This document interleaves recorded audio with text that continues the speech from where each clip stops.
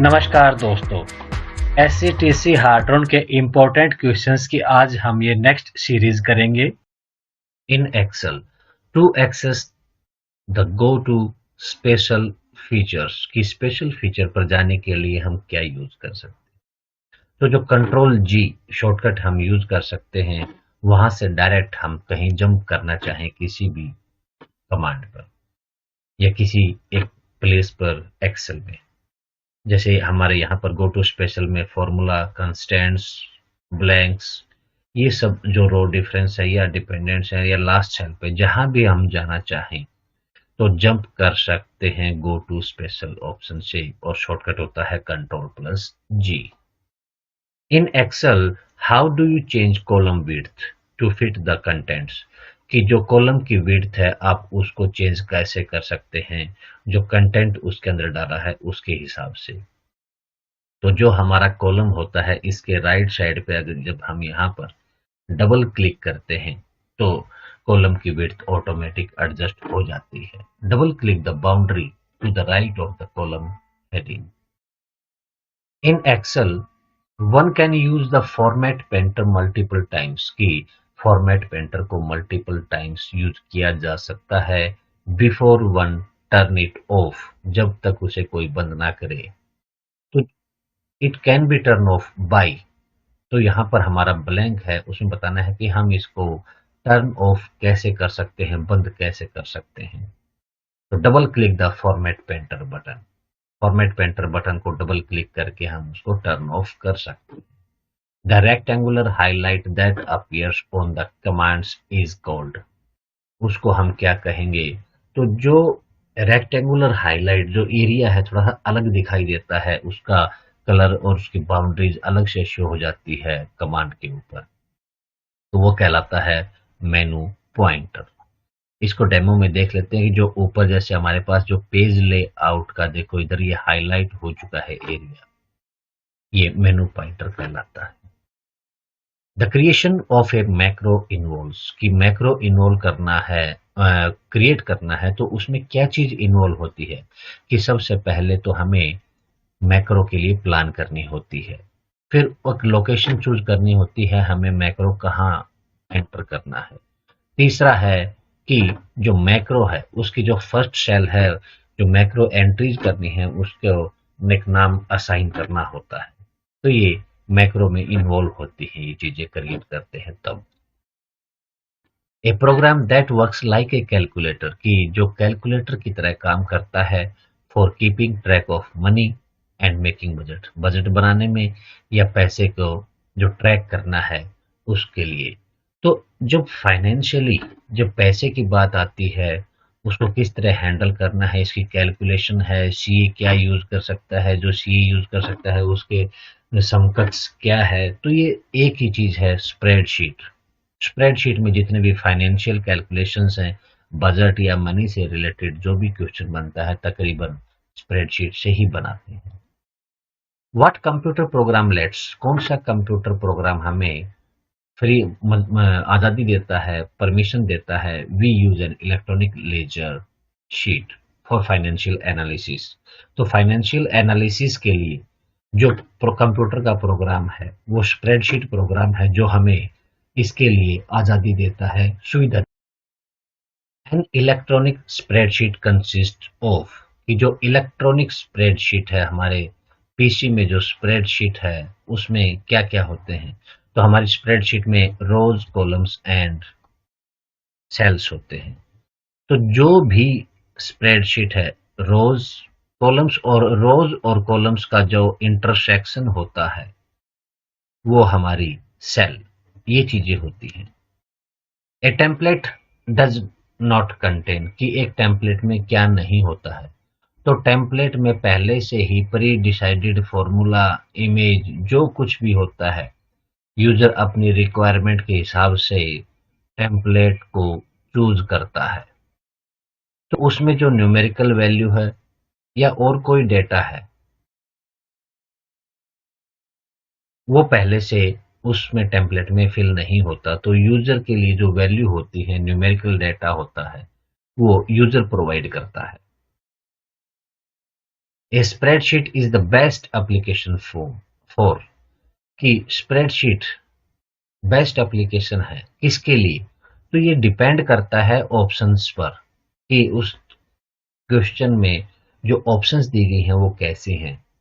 तो इस क्वेश्चन के आधार पर जो थी हैंडलिंग सिंपल अकाउंट्स की अकाउंट से रिलेटेड जब कभी बात होती है स्प्रेडशीट बेस्ट एप्लीकेशन है। In Excel this type of software is similar to an accountant's worksheet कि अकाउंटेंट की वर्कशीट के सिमिलर जो है वो कौन सा सॉफ्टवेयर है? स्प्रेडशीट। अकाउंट से रिलेटेड और कैलकुलेशन हो इन सब चीजों के लिए स्प्रेडशीट होती है। You can not link Excel worksheet data to a word document. क्या हम उनको लिंक नहीं कर सकते? कर सकते हैं, लेकिन इस क्वेश्चंस की जो ऑप्शंस दी गई थी उनके हिसाब से यहाँ पर ये लिंक नहीं कर सकता, क्योंकि ऑप्शंस में दी गई थी कि कॉपी और जो पेस्ट ऑप्शन है with the copy and paste buttons on the standard tool bar, उनकी सहायता से हम इनको लिंक नहीं कर सकते। लेकिन हम नॉर्मली वर्कशीट डेटा को वर्ड डॉक्यूमेंट में लिंक कर सकते हैं। Next question, each box in a spreadsheet is called a cell कि जो ईच बॉक्स है कि हमारा जो रोज और कॉलम की इंटरसेक्शन की वजह से जो सेल है उसको हम एक बॉक्स भी बोल सकते हैं। क्वेश्चन में जब किसी भी प्रकार से पूछा जाए, हमारा जो मकसद है यहाँ पर रोज और कॉलम का जो इंटरसेक्शन है, जो हमारी सेल है, हमारा उससे रिलेटेड क्वेश्चन है। What is the correcting error in a program called कि जब कभी भी कोई भी एरर आती है तो वो बग होता है, लेकिन जब उसको हम करेक्ट कर देते हैं, एरर को, बग को हटा देते हैं, तो वो डी बग हो जाता है। तो debugging. In Excel you can copy cell formats from one cell to another cell by using the dash कि जब कभी भी किसी भी सेल में, चाहे उसमें कोई भी फॉर्मूला, जो भी फॉर्मेट उसमें है किसी एक सेल में, और वही हम सेम ऐसे ही कॉपी करना चाहे किसी और सेल में, सेल 2 में, तो इन सब को जब करते हैं तो फॉर्मेट पेंटर से ज्यों क्या त्यों, तो फॉर्मेट पेंटर से हमारा कॉपी हो जाता है। In Excel you can select a single range of cells कि जो सेल्स हैं एक्सेल शीट में, उसके लिए कुछ एरिया जो सेलेक्ट करना है, सेल्स के ऊपर हम ड्रैग करके एरिया सेलेक्ट कर सकते हैं बाय ड्रैगिंग।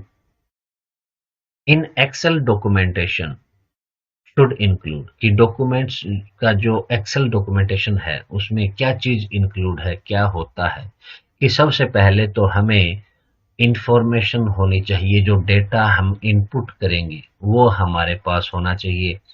डेटा इनपुट करने के बाद जो आउटपुट डेटा आएगा वो किसको यूज करना है और वो कहाँ हमें देना है, ये पता होना चाहिए। इनपुट कर दिया और आउटपुट डेटा हो चुका, तो उसके बाद हमारा जो ये डेटा हमने कैलकुलेशन की, क्योंकि स्प्रेडशीट में हम यूज करते हैं कैलकुलेशन, तो इस एक्सेल डॉक्यूमेंट में जो वर्कबुक का पर्पज है कि हमने वर्कबुक क्यों बनाई है उसकी इंफॉर्मेशन होनी चाहिए। उसी हिसाब से उसमें फॉर्मूलाज पुटअप होंगे कि हमें रिक्वायरमेंट क्या है।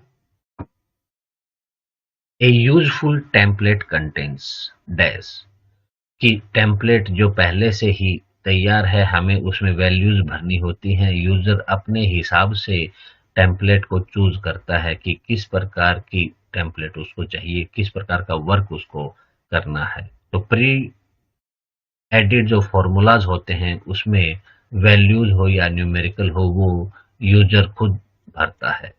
तो सबसे ज्यादा यूजफुल टेम्पलेट वो होती हैं जिन एप्लीकेशन में हमें जो आइटम्स हैं उनको आइडेंटिफाई करने के लिए जो लेबल लगे होते हैं, और एप्लीकेशन परफॉर्म करने के लिए जो फॉर्मूलाज उसमें एंटर किए हुए हैं वो हेल्प करते हैं। जहां पर हमें एप्लीकेशन जानी है, जो डेटा है वहां पर जो ब्लैंक सेल्स हैं, ये सब चीजें हमें हेल्प करती हैं। उनमें एंट्री करके हमारा जो फॉर्मूला है उसमें ऑलरेडी जो लगा हुआ है उसमें कैलकुलेशन हो जाती है। Which one of the following software applications would be the most appropriate for performing numerical and statistical calculations? जब कभी भी कैलकुलेशंस की बात आई, बजट या जो भी अकाउंटिंग से रिलेटेड है, इन सब के लिए हमारे पास एक ही ऑप्शन है, spreadsheet. Files created with Lotus 123 have an extension. Lotus 123 काफी पुराना हो चुका है, अभी ये यूज नहीं होता है, लेकिन पहले के क्वेश्चंस कभी आए हुए हैं, इसी कारण से एक बार आपको फैमिलियर करवाने के लिए ये क्वेश्चन डाला गया है कि लोटस 123 है, जैसे हमारी एक्सेल का .xls एक्सटेंशन होता है, वैसे ही लोटस का .123 इसका एक्सटेंशन होता है. गलती से अगर ये क्वेश्चन आ भी जाता है तो आपको इसका आइडिया होना चाहिए. In Excel, the drag and drop method of copying or moving कि copying और moving drag and drop method है एक्सेल में, वो क्या है? तो ये ऑप्शंस पे डिपेंड है कि यहाँ पर ऑप्शंस क्या क्या दी गई हैं. तो ये जो क्वेश्चन था, इसमें ऑप्शंस के हिसाब से ये वर्कशीट में यूज नहीं किया जा सकता, वर्क बुक्स में ही यूज हो सकता है ड्रैग एंड ड्रॉप मेथड, जो कॉपिंग करना है या मूव करवाना है. In Excel, intersection of a row and column is called कि रोज और कॉलम्स का जो इंटरसेक्शन है वो एक सेल होता है. तो intersection of rows and columns is called a cell. To create a worksheet, it is worksheet create करने के लिए क्या जरूरी है कि हमें वर्कशीट जो स्प्रेडशीट है उसकी नॉलेज होना जरूरी है. जब कभी भी हम कोई भी काम करें, कोई भी फंक्शन करते हैं, किसी भी चीज को यूज कर सकते हैं, तो जानकारी होगी, ये तभी हो पाएगा. In Excel, on an Excel sheet the active cell is indicated by कि एक्टिव सेल किस तरह इंडिकेट होती है, कैसे दिखाई देती है. तो उसके पास जो है बॉर्डर है वो डार्क बॉर्डर होता है, ए डार्क वाइट बॉर्डर की इस तरह का बॉर्डर होता है. ये एक्टिव सेल होती है. इसी से पता चलता है कि हम इस सेल में अभी काम कर सकते हैं. जब इस सेल में हमें कोई भी एडिटिंग करनी है तो इस एडिटिंग के लिए हम F2 शॉर्टकट यूज कर सकते हैं या डबल क्लिक कर सकते हैं, या फिर इस पर जब क्लिक करेंगे तो यहाँ फॉर्मूला बार में जो ये डाटा एंटर किया है दिखाई देता है, यहाँ से भी हम उसको एडिट कर सकते हैं. Advantage of using A spreadsheet is कि स्प्रेडशीट को यूज करने का जो एडवांटेज है क्या है कि calculations can be done automatically. ये कैलकुलेशंस ऑटोमेटिकली होती हैं, फटाफट हो जाती हैं. तो changing data automatically updates calculations की डेटा चेंज कर दिए जाएं तो उसके बाद ये कैलकुलेशन करता है, ऑटोमेटिक अपडेट करता है नई वैल्यू के साथ में, और ये बहुत ज़्यादा फ्लेक्सिबल है. स्प्रेडशीट का यूज करने के फायदे ये होते हैं. Column that store names would need to be, ये क्वेश्चन भी डिपेंड करता है ऑप्शन पर, क्योंकि इस क्वेश्चन में जो ऑप्शंस दी गई थी, ये क्वेश्चन जब पूछा गया था तो उस टाइम पर स्टूडेंट्स का एक रिकॉर्ड तैयार कर रहे थे जिसमें स्टूडेंट्स का नाम था और जो मार्क्स ऑब्टेन्ड थे, तो मार्क्स एंड नेम, इन चीजों के बारे में इसने एक जो पूछा रिलेशन की names would need to be कि जो नाम है वो उसको ज्यादा जरूरत है, क्योंकि मार्क्स का जो कॉलम है वो हम छोटा कर सकते हैं लेकिन नाम वाला कॉलम चौड़ा रहेगा. तो names column should be wider than A column that stores exam score कि एग्जाम के जो मार्क्स हैं, जो स्कोर हैं, उससे ज्यादा चौड़ा होना चाहिए. Keep a portion of the worksheet fixed in place regardless of how the rest of the worksheet is moved. Use, इसके लिए हम क्या यूज करेंगे कि जो बाकी की वर्कशीट है वो मूव, और to keep a portion of worksheet fix कि वर्कशीट में कुछ पोर्शन को हम उसमें फिक्स कर दें, बाकी की जो वर्कशीट है वो भले ही मूव थे. तो हम ये जो सेलेक्ट करते हैं, ऐसा जब कोई भी कमांड हमें देनी है तो हम वो टाइटल कमांड से करेंगे. In Excel you can edit an cell by कि हम एक सेल को एडिट कैसे कर सकते हैं. अभी हम बात कर रहे थे जब हमने सेल को देखा था तो हम सेल को एडिट करने के लिए उस सेल में डबल क्लिक कर सकते हैं। तो एक तो जो सेल पे हम क्लिक करते हैं, डबल क्लिक करके हम एंट्रीज को यहीं पर भी कर सकते हैं। अदरवाइज जो फंक्शन में जो ये डेटा है, वैल्यू है, वो यहाँ पर शो होती है, यहाँ पर भी हम इसको एंटर कर सकते हैं इस फॉर्मूला बार में भी। अदरवाइज इसका जो शॉर्टकट है F2, उसको प्रेस करके भी हम उस सेल में एडिटिंग कर सकते हैं। In Excel to save a workbook, एक वर्कबुक को सेव करने के लिए यू डैश कि क्या करना होता है, तो वर्कबुक को सेव करने के लिए जो सेव बटन है स्टैंडर्ड टूल बार पर, जो ऊपर मेनू ऑप्शंस में मिलेगा, तो उस पर क्लिक करते हैं, या फिर शॉर्टकट होता है control S. When merging two worksheets, कि दो वर्कशीट को जब मर्ज किया जाता है, तो हम यहाँ पर एग्जांपल लेते हैं कि ये दो वर्कशीट्स हैं और इसमें जो सेल्स हैं, उन सेल्स में जो पर्टिकुलर सेल्स में जो एंट्री है, और इनको जब हम मर्ज करना चाहें, तो मान लीजिए पहली सेल में 3 है और उसी सेल का जो रेफरेंस है दूसरी वर्कशीट में 5 है, तो जब मर्ज करेंगे तो इन दोनों का ऐड होकर यहाँ सेल में 8 हो जाएगा। ये मर्ज करने पर होता है। लेकिन एक चीज देखने की है कि यहां से यहां तक जब हम इसको मर्ज करेंगे, तो उस टाइम पर जो फॉर्मूलाज हैं उनमें कोई फर्क नहीं पड़ने वाला, वो वैसे ही कॉपी हो जाएंगे, वैसे ही मर्ज हो जाएंगे। तो number cells have their value added to the incoming value so that the sum of the two values is displayed. Empty cells acquire the value of the incoming value, कि यहाँ पर जब कोई ब्लैंक सेल है और दूसरी जो worksheet है उसकी जो सेल में वैल्यू है, तो वो यहाँ आके सेम कॉपी हो जाती है क्योंकि वो ब्लैंक एम्प्टी सेल थी। Label and formula cells are not affected by the incoming value, कि इनकमिंग वैल्यू से जो फॉर्मूला है और लेबल है उनमें कोई भी चेंज नहीं होता है। A B and B Z are examples of, हमने वीडियो के स्टार्टिंग में देखा था कि जो कॉलम्स हैं उनकी जो लेबलिंग है, ये स्टार्ट ए से होती है, जेड और फिर डबल ए बी, ऐसे ही ये कॉलम्स आगे चले जाते हैं, कॉलम्स की लेबलिंग होती है, तो ये कॉलम्स लेबल हैं। A protected cell can be changed if, जब हमने किसी सेल को प्रोटेक्ट किया है और उसकी जब हमें ये कमांड चेंज करनी है, तो हम प्रोटेक्ट को अनप्रोटेक्ट करेंगे। Unprotect command is used. A format rule that affects the entire worksheet is called, कि फॉर्मेटिंग का वो रूल जो पूरी वर्कशीट को अफेक्ट करता है वो क्या होता है। तो जब कंप्लीटली किसी को अफेक्ट करता है तो ग्लोबली होता है, तो global format rule.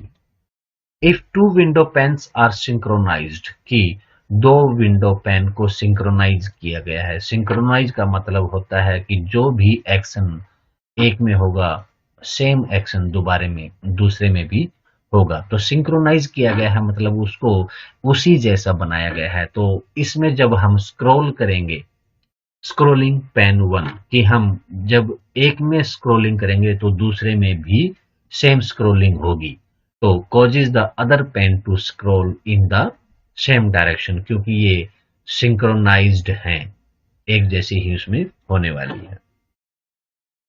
The if function, कि इफ फंक्शन क्या होता है, ये एक कंडीशनल फंक्शन है कि यदि ऐसा हुआ तो, या तो जब कभी भी ट्रू या फॉल्स होता है, अगर ट्रू है तो ये ऑप्शन कर देना और फॉल्स है तो ये कर देना, तो ऐसी कंडीशंस होती हैं, तो उस वक्त हम इफ फंक्शन को यूज करते हैं।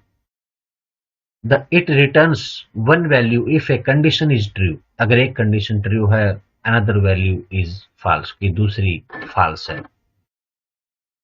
It is a logical function, तो इफ फंक्शंस के वे होता है कि जो ट्रू या फॉल्स दोनों में एक वैल्यू होती है, कंडीशन लगाई दी जाती है कि इसको यूज करेंगे तो उस पे एक वैल्यू पे रिटर्न हो जाता है, और एक ये लॉजिकल फंक्शन है।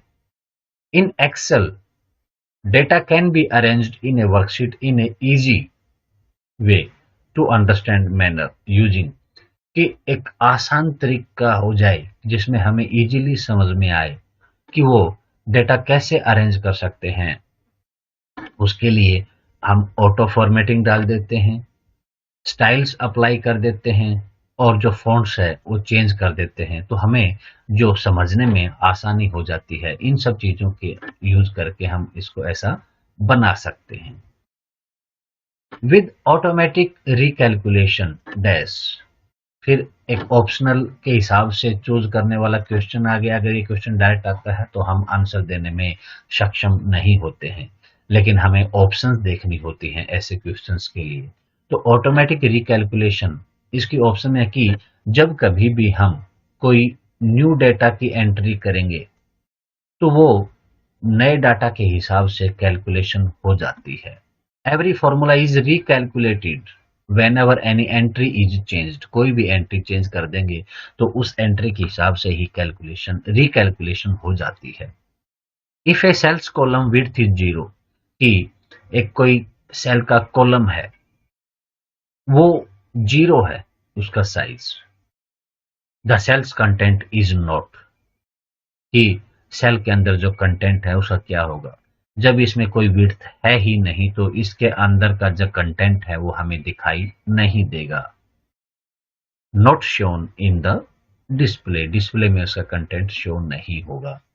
To copy information from one worksheet to another using Lotus 1 2 3 we need to, कि जब कभी भी हमें एक वर्कशीट से इंफॉर्मेशन कॉपी करनी है तो जो हमारी C1 है, सी कॉलम फर्स्ट रो, तो C1 में हम ऊपर जाएंगे जहां पर हमें ये कॉपी करना होता है। Move the active cell to the upper left corner of the region that is to receive new information, कि हमें जो एक्टिव सेल है इसको यहां मूव करवाना होता है।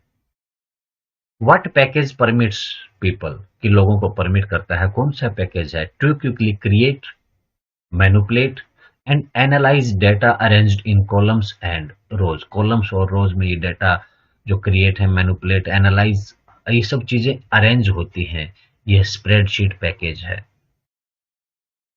मैक्रोज आर क्रिएटेड टू, कि हम मैक्रोज यूज करते हैं, लेकिन क्यों करते हैं, इनकी जरूरत क्यों पड़ी, कि मैक्रोज करते क्या है।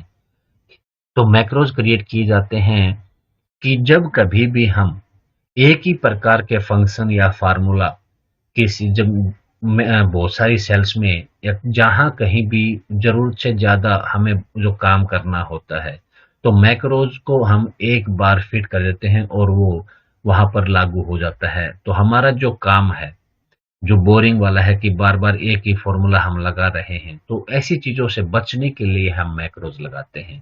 तो रिलीव करता है टेडियस टास्क, कि जो थकाने वाला काम है उससे हमें रिलीव करता है, रिलैक्स दिला देता है। Entering the same lengthy set of commands over and over again, कि बार बार हम जो कमांड वहां पर दे रहे हैं उनसे बचा जा सकता है।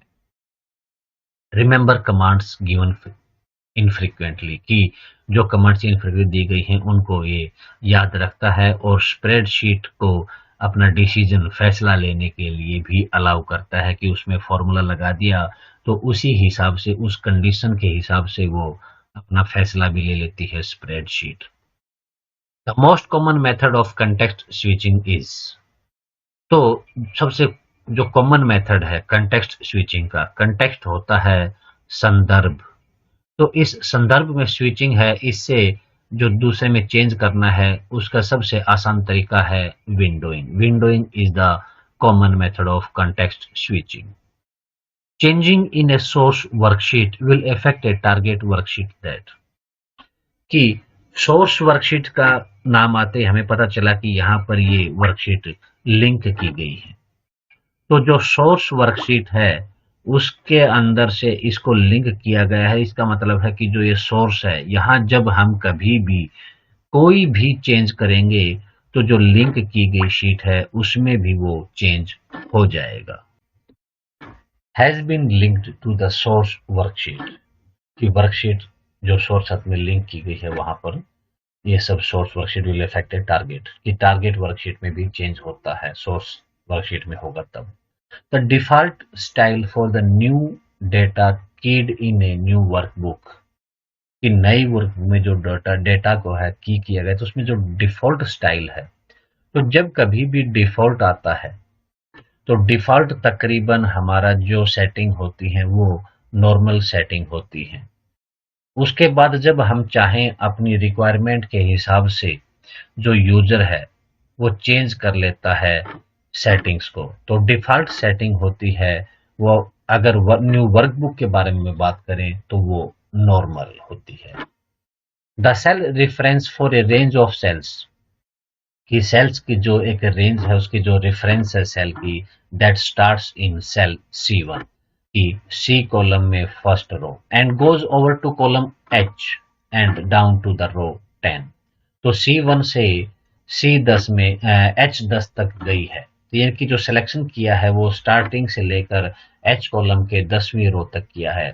तो ऐसे को हम जब लिखना चाहें कि कहाँ तक सिलेक्शन है, तो C1 कोलन H10 की C1 से लेकर H10 तक है। यहाँ हम एग्जाम्पल में देखें तो यहाँ पर जो C1 से लेकर 10th रो और H कॉलम यहाँ तक जो इसकी रेंज है इसको सिलेक्ट किया गया है।